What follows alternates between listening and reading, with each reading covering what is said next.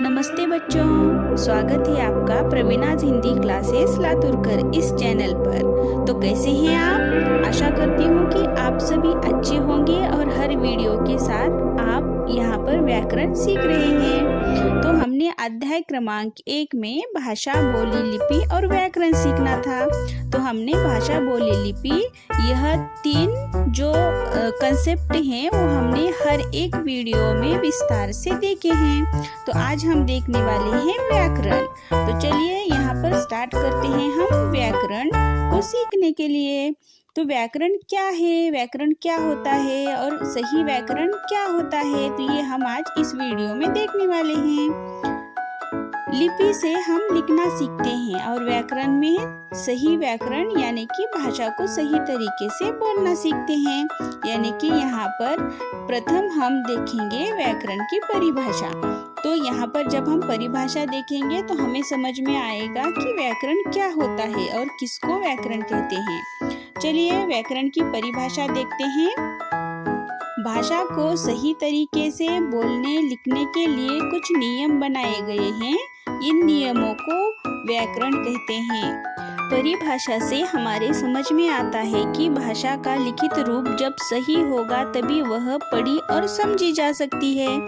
व्याकरण युक्त भाषा का सही रूप ही हम समझ सकते हैं। जैसे कि देखिए उदाहरण में, करण खाना खाती है, मैंने आम खाऊंगा। ऊपर दिए गए वाक्य अशुद्ध हैं। ये वाक्य किसी तरह अर्थ तो बता सकते हैं परंतु बोलते या लिखते समय अटपटे से लगते हैं। इन वाक्यों के शुद्ध रूप इस प्रकार हैं। देखिए, करण खाना खाता है, मैं आम खाऊंगा।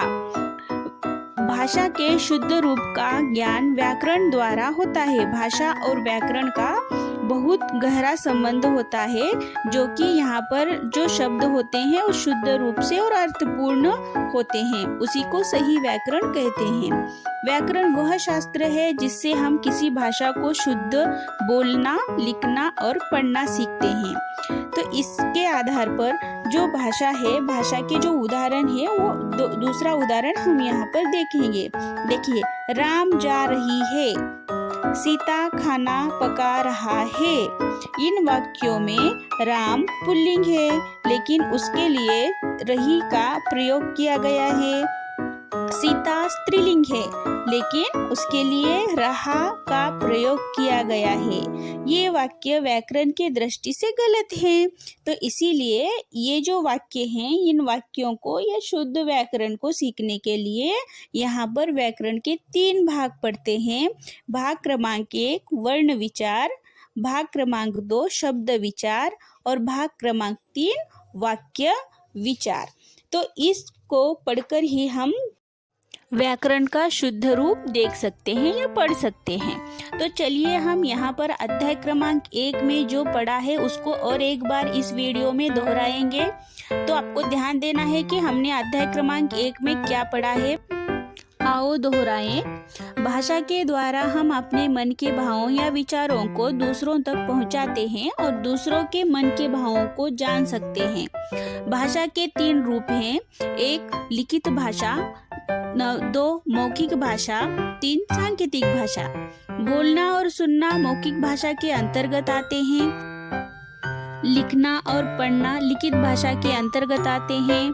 संकेत देना यह सांकेतिक भाषा के अंतर्गत आते हैं। भारत की राष्ट्रभाषा हिंदी है। प्रतिवर्ष 14 सितंबर हिंदी दिवस के रूप में मनाया जाता है। हिंदी की लिपि देवनागरी है। व्याकरण भाषा के शुद्ध रूप का ज्ञान करवाता है। तो यह इस अध्याय क्रमांक 1 में यह महत्वपूर्ण बातें हैं जो हमें याद रखनी है। तो इसके आखिरी में यहाँ पर मैं आपको अभ्यास पत्र दे रही हूँ, तो आपको सॉल्व करना है। अगर आप इस चैनल पर नए हैं तो चैनल को सब्सक्राइब करिए और यहाँ पर जो वीडियो बन रही है उस वीडियो के डिस्क्रिप्शन बॉक्स में मैंने इस भाषा बोली और लिपि इस अध्याय क्रमांक 1 के जो लिंक है ये डिस्क्रिप्शन बॉक्स में दिए हैं, तो आप वहां जाकर वो वीडियो देख सकते हैं ताकि आपके ज्ञान में वृद्धि हो। अगर आपको यह वीडियो पसंद आई हो तो इस वीडियो को लाइक, शेयर और सब्सक्राइब करना है ताकि जो नई वीडियो बन रही हैं वो सबसे पहले आप तक पहुंच जाए। Thank you for watching video.